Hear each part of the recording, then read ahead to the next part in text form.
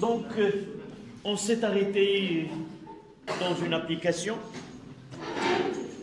qui peut, avant de continuer cet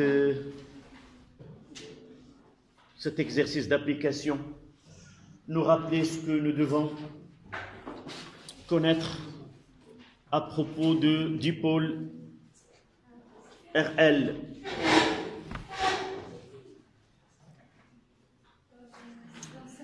D'abord, l'élément le plus important dans c'est la bobine. Qu'est-ce que nous devons connaître?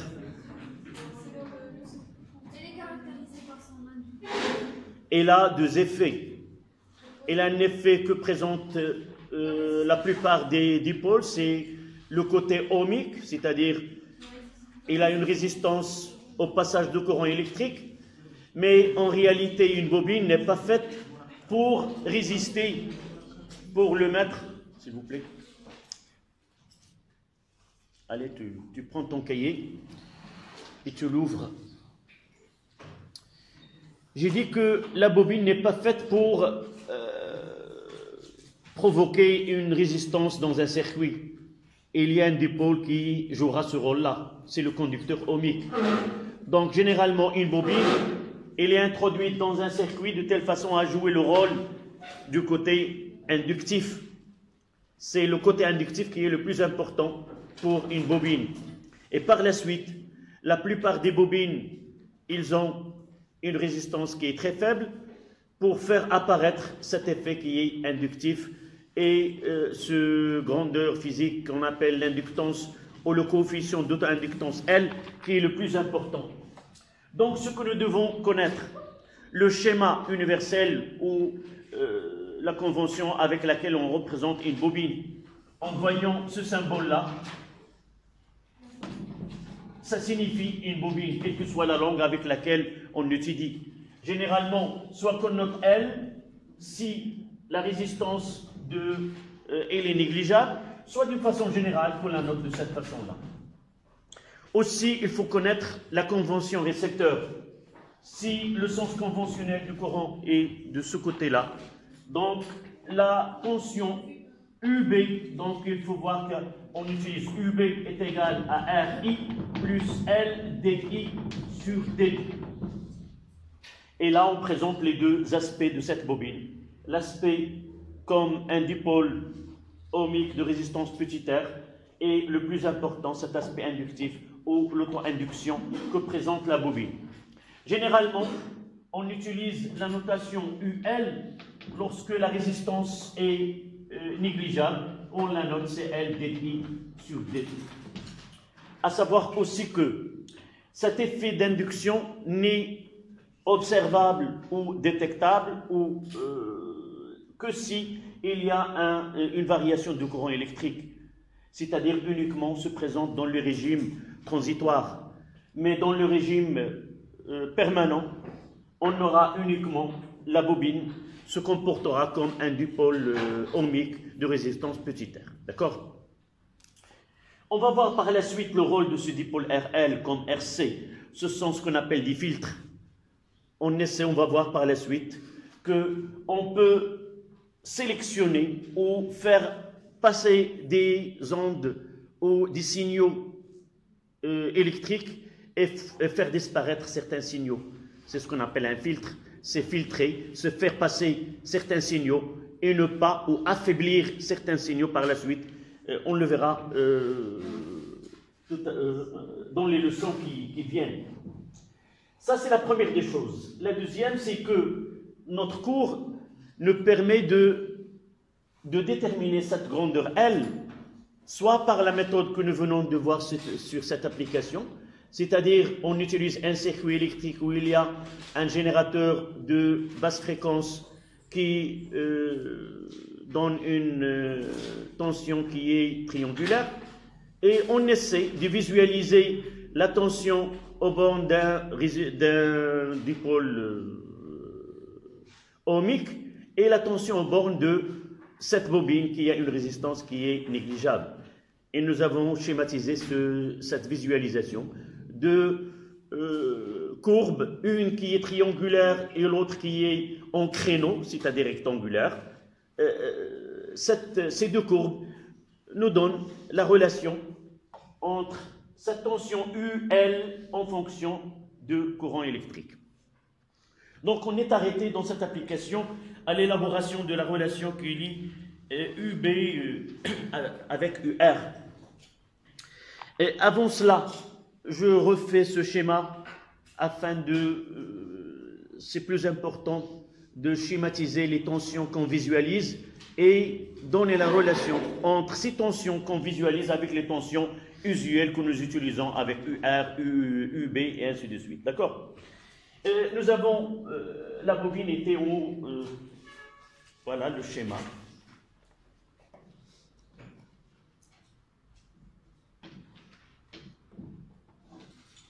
Là, c'était le GBF. Donc, pour visualiser une tension sur un oscilloscope, on utilise une entrée. Donc, là, sur le schéma que vous avez devant vous, là, c'était Y1 ou 2 Y1, et là, c'est Y2. Et au milieu, c'était la masse. Toujours, chaque voie il y a deux voies pour visualiser, ou le canal 1 et le canal 2. Donc, c'est un oscilloscope bicanal. Et nous devons schématiser ou représenter la tension qu'on visualise. Toujours, il est dirigé de la masse vers l'entrée. Là, Y1, ça sera UA. La masse, c'est pour visualiser dans l'oscilloscope. Vous l'avez peut-être, vous l'avez vu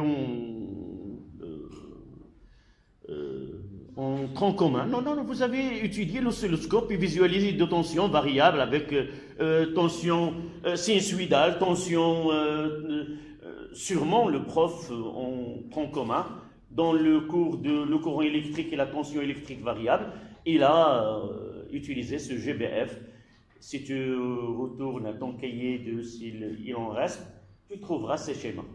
Donc, pour visualiser, nous avons deux bornes. Il y a là, c'est par exemple A, et là, c'est M. Une tension UA, c'est quoi? C'est VA moins VM.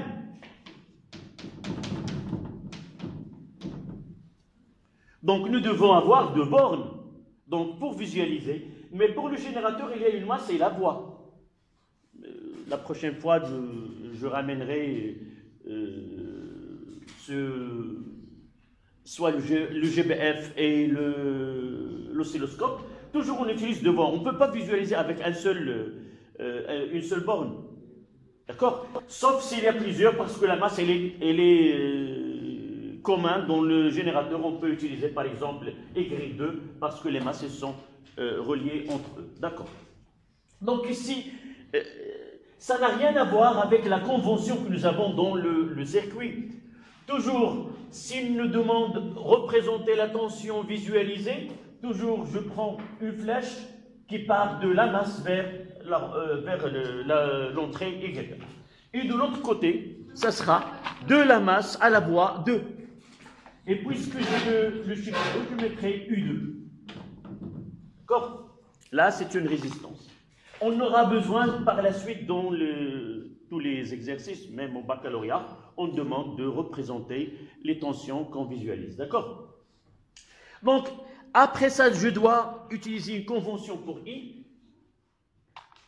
C'est celle qui va me donner, voilà, I. Donc, ce sont des tensions visualisées, mais là, je veux représenter les tensions que nous avons données par leur expression. Nous avons donné UB est égal à RI plus L DI sur DT. Nous avons donné UR est égal à RI, mais dans la convention récepteur. C'est-à-dire, là, pour avoir petit r fois I, je dois avoir schématisé la UB. Pour que ce UB soit quoi? Petit r fois I plus L DI sur DT. Mais si la tension il est si je la représente dans le sens opposé, ça sera la convention générateur, mais on ne l'utilise pas, ça sera moins RI moins L dI sur dt. Mais généralement, on doit respecter la convention récepteur pour que nous gardions cette expression qui est déjà dans le cours. Et nous affectons le 6 mois en voyant quelle est la relation entre ce qui est visualisé et ce que nous avons schématisé. D'accord? Donc là, je mettrai aussi, là c'est UR, en concordance avec la convention récepteur, mais dans ce cas-là, c'est UB. C'est ça ce que nous devons... UB est égal à RI plus L dI sur dt, mais dans cet exercice, ce R il est négligeable et par la suite, il n'est que L fois dt sur dt. Et dans ce cas-là, UR est égal à RI. Oui. Pourquoi? Non, ce sont les... nous l'avons mentionné dans l'exercice, dans cette activité. Dans l'introduction, j'ai dit que généralement, on utilise des bobines uniquement pour faire mise en valeur ce côté d'auto-induction. Pourquoi même, vous allez voir par la suite dans vos études, que plus que R est grande dans une bobine, plus que son travail, l'effet résistif l'emporte sur l'effet inductif. D'accord? Donc on veut uniquement faire, mais dans un exercice, on trouvera petit r, on demande de calculer ce petit r, mais généralement, c'est voisine de 10 ohms, comme vous le voyez là, cette bobine-là. C'est déjà mentionné des 10 ohms. Avec une autre résistance qui est de 100 au 2000, donc il sera automatiquement négligeable devant cette valeur, pour ne faire apparaître que ce coefficient L, que nous l'avons déjà, c'est de 0,1 jusqu'à 1,1 Henri. D'accord? Donc, le plus important, c'est relier quelle est la relation entre UB et U1. Ce sont les mêmes. Donc, ce que nous visualisons, UB, c'est U1. Mais UR, elle est en sens, donc c'est moins U2. Voilà. C'est ça le plus important dans cette partie-là. Par la suite, c'est facile de relier que nous avons la relation que nous venons d'établir, que UB est égal à L dI sur dt. Et là, je mettrai que c'est UR, c'est RI. Et U2, ça sera moins R fois I. Comment? Non, c'est UR. La UR, c'est quoi? D'accord? Et ça sera moins U2, qui est égal à R fois I. Donc U2, ça sera moins R fois I. Et par la suite, la relation à laquelle nous sommes arrêtés, c'est moins L sur R, D de U2 sur D. Il nous reste uniquement, dans cette application, de calculer la valeur de L. C'était la question 3, 4. Donc, non, la question 4, c'était de déterminer à partir de la valeur de U0. Mais c'est arriver à la valeur de L. La valeur de L, c'est la question 5. Et avant 5, c'était cette question 4, c'était là. Cette question, c'est la troisième question. La troisième, on la notera troisième. La quatrième, c'était quoi? La détermination de U0 et des U0. D'accord. Pour la première demi-part. Voilà. On veut quatrièmement déterminer, on le mettra de ce côté-là, quatrièmement, détermination de UR. Dans la partie 1/2. Pour la première demi-période. La demi-période. Quelle est la fonction de U2? La fonction de U2, c'est une fonction qui est affine. Donc U2 est une fonction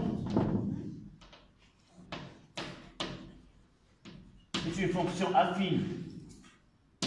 L'expression U2 est égale à AT plus B. D'accord? Non, on détermine U2. Puis on détermine dI sur dt. Donc, le coefficient A, on le calcule à partir de la pente. On prendra 2 points.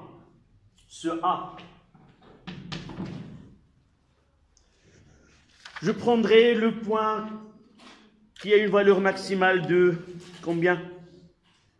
1, 2, 3. Je vais faire le schéma ici. Ce point-là, et là, 3 divisions, et chaque division est de 2 volts. Vous voyez, ça, c'est la 2. Je refais le schéma qui est devant vous. Une demi-période. D'accord? Ce point-là, et là, 3 divisions vers le haut, c'est-à-dire 3 fois 2, c'est 6. Il a 6 volts. Et qu'est-ce qu'il a comme T? C'est 2 divisions. Vous êtes d'accord? Ça veut dire 0,4 millisecondes. D'accord? Là, c'est 3 divisions. Et là, c'est 2 divisions. Ça veut dire 0,4 millisecondes. Et ce point-là, c'est 3 divisions vers le bas, c'est-à-dire moins 6 volts. Et le temps, c'est combien? C'est 0. 0 millisecondes. Donc, je prendrai 6 moins 6 et c'est 0,4, 10 moins 3 moins 0. Ça, c'est le coefficient. Et ça donne 12 sur 4 fois 10 à la puissance 4. 12 sur 4, c'est 3. 10 à la puissance 4. L'unité, c'est volts, seconde moins 1. Vérifiez avec moi, c'est vraiment... c'est un calcul qui est mental.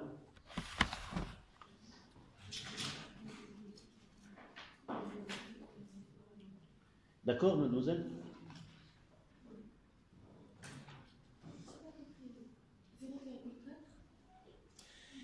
Normalement, tu n'as pas, je vois pas la feuille devant toi. Oui, la feuille que j'ai. Ah oui, l'exercice. Je n'ai pas donné la feuille. Je croyais que j'ai. Ce point-là, sur l'axe des tensions, tu fais la projection, tu trouves 3 divisions. La sensibilité verticale, c'est 2 volts. Ça veut dire 2, 4, 6. Donc, les coordonnées de ce point, c'est 6 volts. Je descends vers l'axe des temps. Et je vois combien de divisions? 2. Et chaque division dont les données, c'est 0,2 millisecondes. Donc, ça donne 0,4. D'accord? De la même façon, j'ai déterminé les coordonnées de ce point.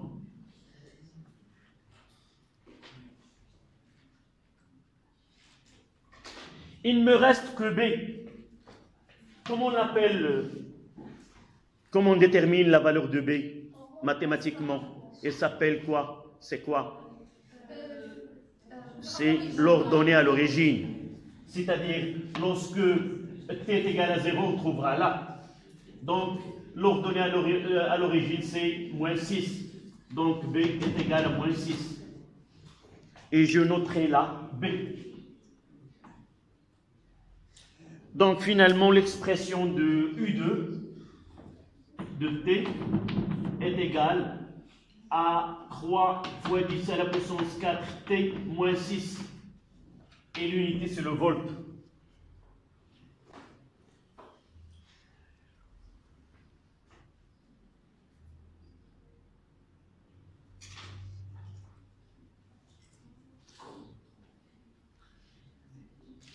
Et par la suite, d de U2 sur dt. La dérivée d'une fonction affine, C est égale à quoi? Est égale à son coefficient directeur, est égal à A, qui est égal à 3 fois 10 à la puissance 4. Évidemment, en volts seconde moins 1.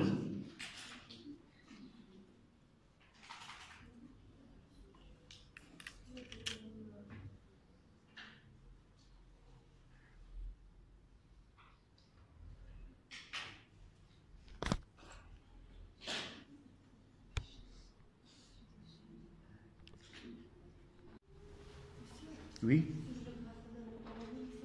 Oui, non, il ne donne que des divisions. Mais la sensibilité horizontale ou le balayage, il est donné par, nous avons écrit SH 0,2 millisecondes division moins 1. Il faut lire la sensibilité ou le balayage. C'est lui qui détermine l'unité. Donc j'ai dit sur ce graphe, on constate que UB, qui est U2, elle est constante. C'est une division vers le bas. Deux divisions vers le bas. Ça veut dire combien? Ah, pardon, une seule division. Moins 2 volts. Donc, c'est moins 2 volts.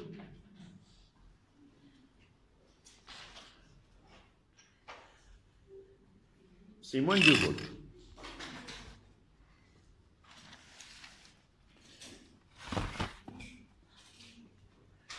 Donc maintenant, on essaie de...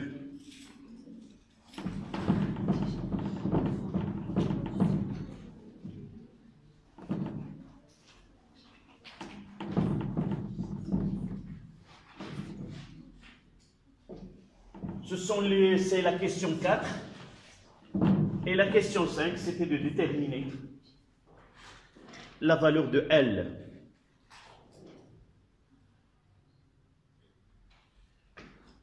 À partir de la relation que nous avons utilisée, c'est UB est égal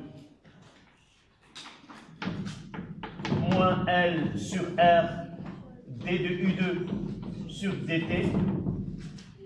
Et là, on fait dégager L qui est égal à moins UB sur R, le tout divisé par A.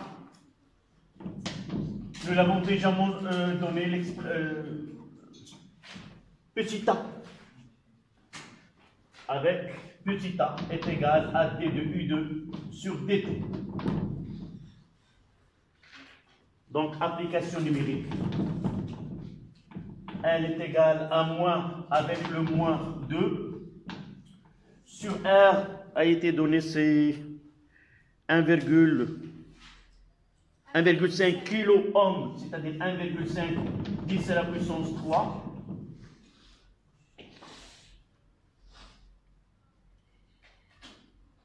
Et non, là vous n'avez pas bien, vous m'avez pas bien suivi là. C'est UB fois R.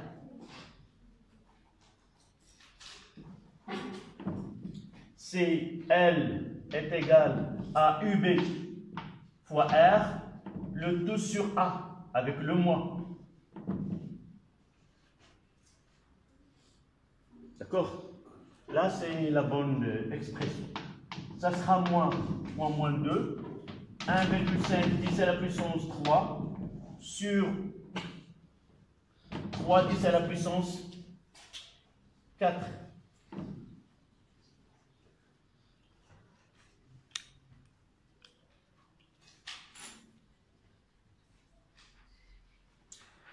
Et ça donne combien? Le moins avec le moins, c'est 3 sur 3, c'est 1. 10 à la puissance 3, 10 à la puissance moins 4, ça donne 0,1 H. Donc la valeur de L, c'est 0,1 Henri, ou 100 millihenri.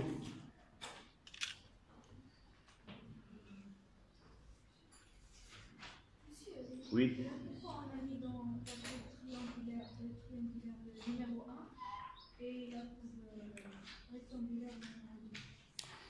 Oui, en réalité, je m'attendais à poser une autre question. Pourquoi nous avons choisi, je reviendrai à ta question, mais ce que je souhaitais entendre, pourquoi nous avons choisi une fonction qui est triangulaire et non pas sinusoïdale et non pas autre? C'est la première des choses. Donc, la relation mathématique qu'on veut mettre en évidence ici, c'est quoi? Quelle est la fonction que nous avons utilisée? C'est une dérivée. Mais la dérivée de certaines fonctions ne donne pas nous donne pas une connaissance sur la fonction qu'on vient de dériver. Si on dérive une fonction sinus, ça donne un cosinus. Donc ce sont des fonctions sinusoïdales. Donc je ne peux pas connaître vraiment quelle est la nature de cette dérivée. Mais une fois que j'utilise une fonction qui est affine, sa dérivée, elle est connue. La dérivée d'une fonction qui est affine est une constante. Et c'est pour cela, dans cette demi-période, nous avons une fonction affine et nous sommes sûrs que la dérivée d'une fonction affine, c'était une constante. C'est A, c'est une constante. Mais si nous utilisons une fonction, au lieu, le GBF nous donne une fonction sinusoïdale, même la dérivée, elle est une fonction. Donc, nous n'aurons pas une certitude sur l'aspect de cette fonction qu'on utilise. Mais nous voulons, même l'exponentielle, si on fait la dérivée de l'exponentielle, c'est de l'exponentielle. D'accord? C'est ça la sagesse d'utiliser cette méthode-là. Mais on aura par la suite, tout à l'heure, comment déterminer elle par une méthode qui est très simple. Celle-là, ça nécessite un bagage mathématique qui est au cours duquel on peut se tromper. Par la suite, on utilisera soumettre ce dipôle RL à un échelon de tension et on reviendra à l'étude que nous avons fait avec RC. On a un régime qui est transitoire, un régime qui est permanent. On a une tangente à l'origine et l'intersection entre l'asymptote et cette tangente nous définit tout. C'est plus simple que celle-là. D'accord? Donc, s'il n'y a pas de questions, on passe au titre suivant. Oui? Ta question. Rappelle-moi, même si j'ai dit je reviendrai à ta question. En réalité, j'ai répondu. Tu redonnes cette question et je redis ce que je viens de dire. La courbe triangulaire. Oui. Représente la résistance. Non, elle représente la tension aux bornes de conducteur ohmique. Ça veut dire quoi? Nous avons déjà parlé, mademoiselle, nous avons déjà parlé que cette année, on va confronter 3 types de dipôles. Un conducteur ohmique, une capacité ou un condensateur et une bobine. J'ai dit dans un cours précédent que avant d'avoir des techniques ou des logiciels actuels, nous avons avant des difficultés à visualiser l'intensité de courant dans un circuit. Nous pouvons visualiser une tension avec un oscilloscope, mais nous n'avons pas, auparavant, actuellement on peut le visualiser, on peut utiliser un logiciel qui traduit une tension à une intensité. Mais avant cela, nous avons besoin d'un dipôle qui est fiable à nous donner l'allure de la courbe de I qui passe dans un circuit. Pour un condensateur, UC est égal à quoi? Évidemment, si nous utilisons un dipôle pour visualiser la tension, l'intensité, I est égal à C d de UC sur D. Ça veut dire quoi? Ça veut dire pour visualiser la courbe de I, nous sommes confrontés à une dérivée. Donc, la tension au bord d'un condensateur n'est jamais celle donnée par celle qui a l'allure de I. Donc, pour visualiser l'intensité ou la courbe de l'intensité, il ne faut jamais utiliser un condensateur. Et on va voir dans ce cours-là de RL UB est égal à quoi? C'est L dI sur dt. Si nous voulons avoir I, c'est aller à la fonction primitive du UB. Donc, visualiser I à partir d'une courbe, d'une tension de UB n'est pas valable. Revenons maintenant à notre conducteur ohmique qui est U est égal à RI. R est une constante. Il n'y a ni dérivée ni fonction primitive. Et par la suite, si nous voulons voir l'aspect ou la courbe du I, il suffit de visualiser la tension au bord d'un résistor ou d'un conducteur ohmique et l'allure de la courbe, elle est celle du courant. Pourquoi? Parce que lorsque je dis la dérivée, voilà le courant I. Donc la dérivée c'est une constante. Et vraiment on vérifie bien qu'il y ait cette relation de dérivée entre la tension UB et I. Ce programme-là a été, je l'ai étudié dans les années 90 avec vos camarades. Non, ils sont grands. On utilisait double vérification expérimentale. Ça veut dire, nous avons une source qui nous donne un courant et nous utilisons une composante électronique qui s'appelle un dérivateur. C'est un circuit électronique qui permet de dériver une fonction et visualiser cette fonction. On fait d'un part cette expérience et par la suite, on prend une courbe qui est triangulaire, on applique une composante électronique qui nous donne la dérivée. On constate que cette dérivée donnée par cette composante électronique, elle est la même que celle, même allure que celle d'une bobine. Là, c'est une double vérification expérimentale. Donc, c'est avec prémédité que nous avons utilisé une tension qui est triangulaire et nous avons utilisé un résistor et non autre que résistor. D'accord? Parce que les autres conducteurs, les autres dipôles ne donnent plus l'allure de la courbe de I.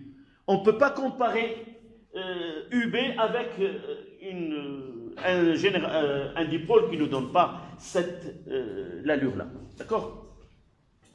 Voilà ta question. Et on passe, quel chiffre aura en chiffre romain? 2. C'est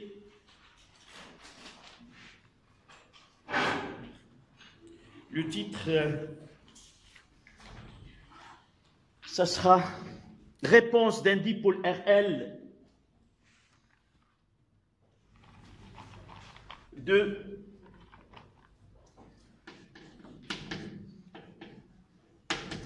réponse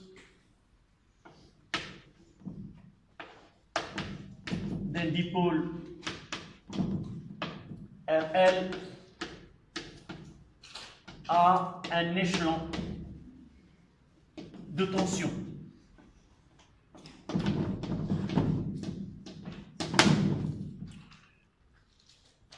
C'était le même titre que nous avons utilisé pour le condensateur.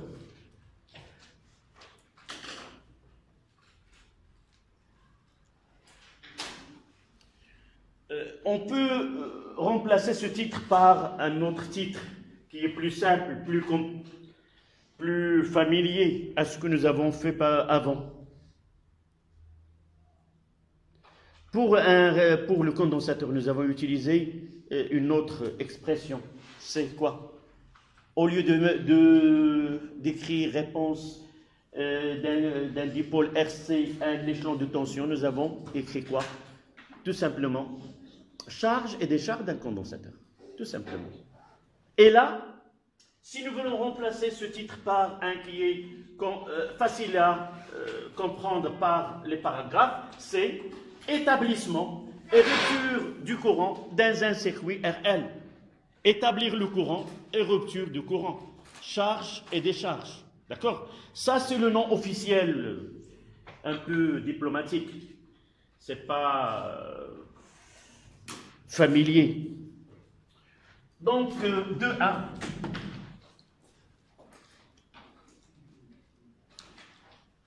On va donner ce titre qui est plus simple. Ça sera quoi? Établissement.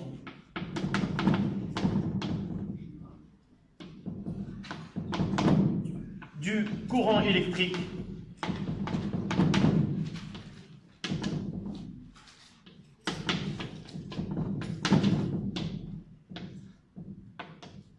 dans un circuit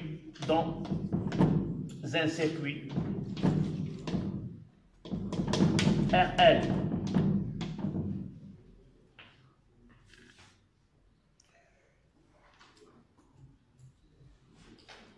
On va essayer de le traiter comme un exercice. Ça sera plus facile à suivre et vous allez participer à l'élaboration de ce paragraphe.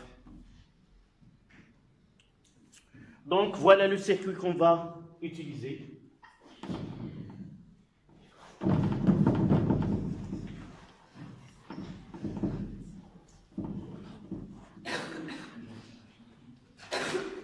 Donc le circuit, un générateur idéal de tension, E, un interrupteur K, une bobine LR,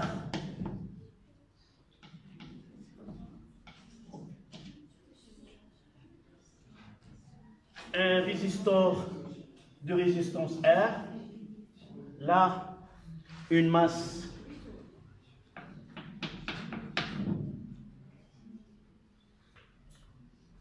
et de ce côté-là on utilise une diode.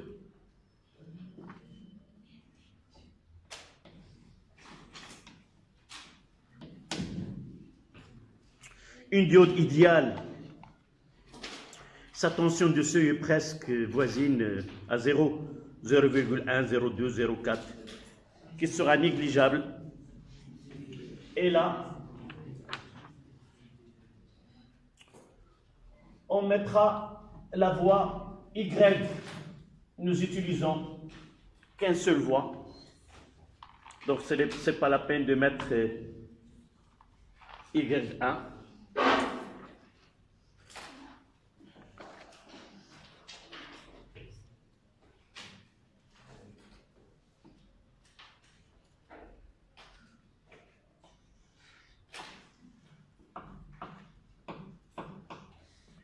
Donc, une fois qu'il nous donne ce générateur et l'orientation de E,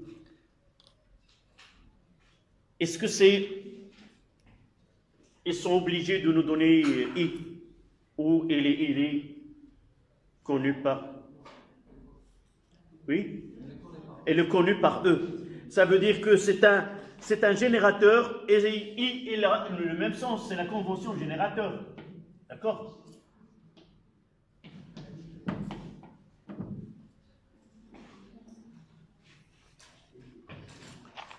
Les données. L est égal à 0,2 Henri. R, c'est 90 ohms.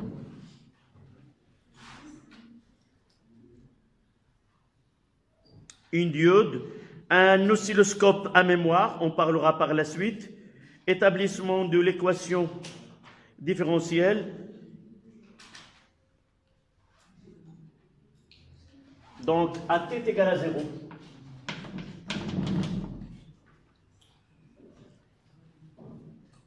On referme K.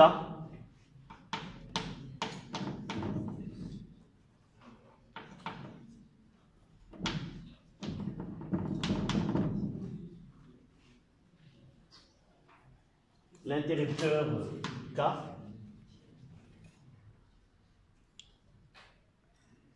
Et on visualise la variation de l'intensité au cours du courant électrique. Et on visualise la variation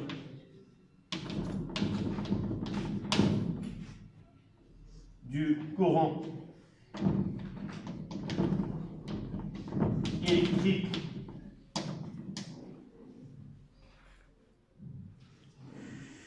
donc vous pouvez prendre la récréation. Pendant ce temps-là, je finirai l'énoncé, on reprendra par la suite.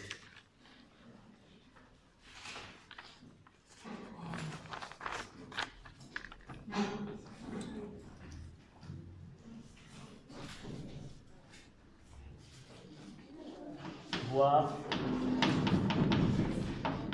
figure 1.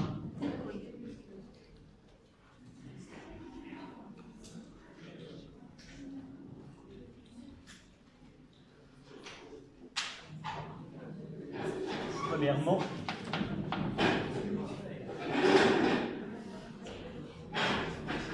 représenter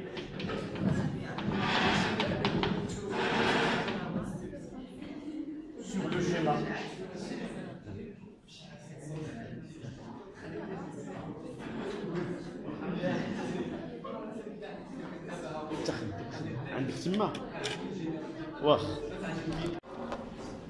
donc on s'est arrêté à cette application, une activité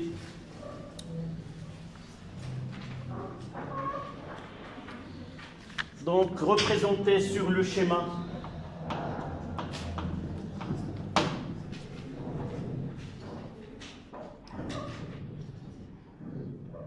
les différentes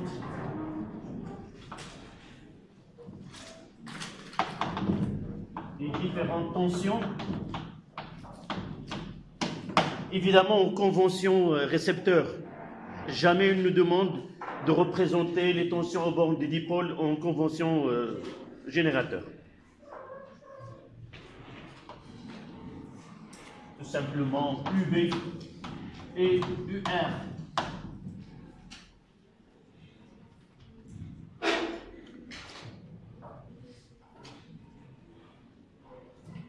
Deuxièmement,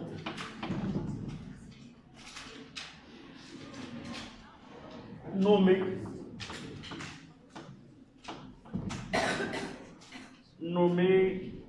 le phénomène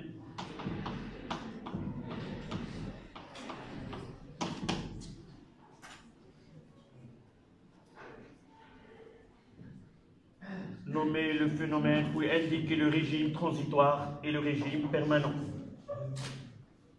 Puis indiquer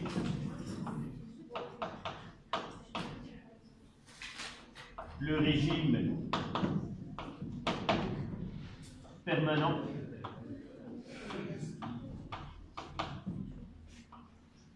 et le régime transitoire.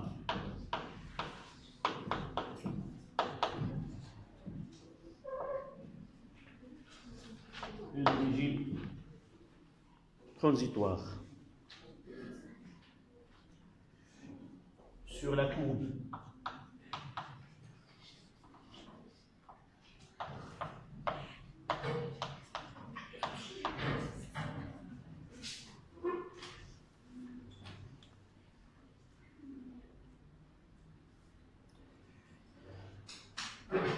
troisième question, en appliquant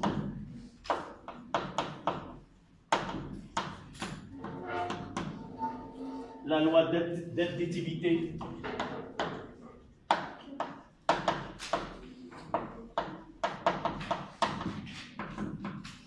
des tensions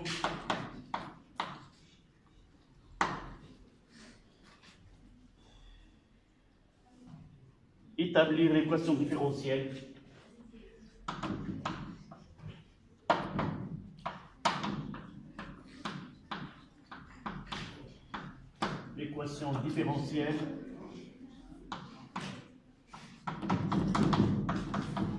que vérifie I de T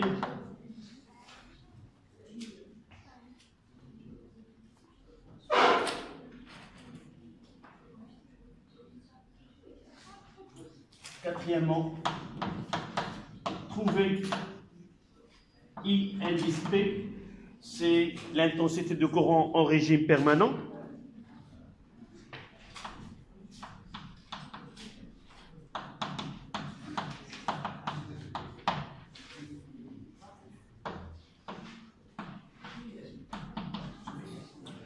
En régime permanent.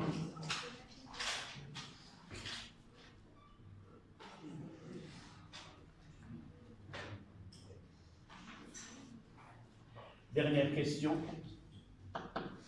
En déduire l'équation différentielle que vérifie UR.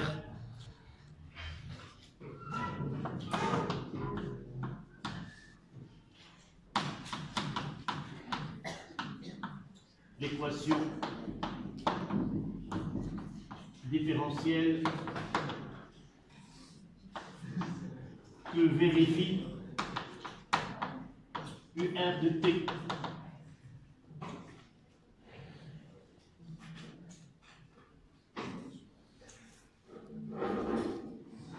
Voilà.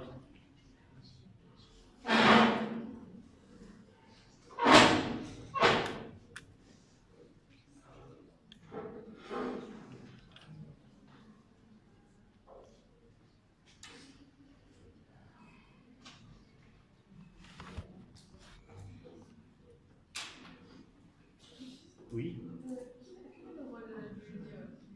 Oui, on parlera. On parlera par la suite.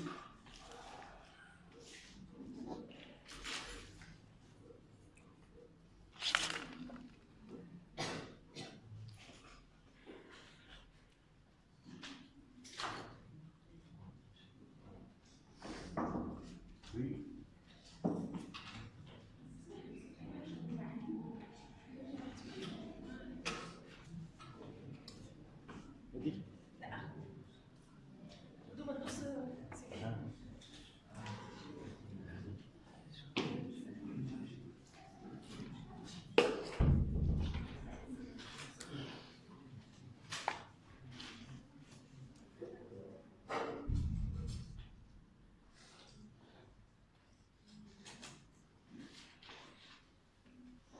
Il me reste à schématiser la courbe.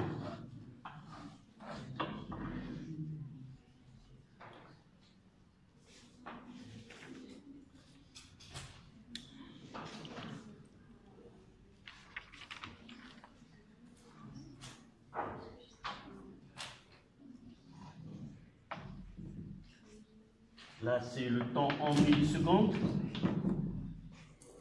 Là, c'est I en milliampères.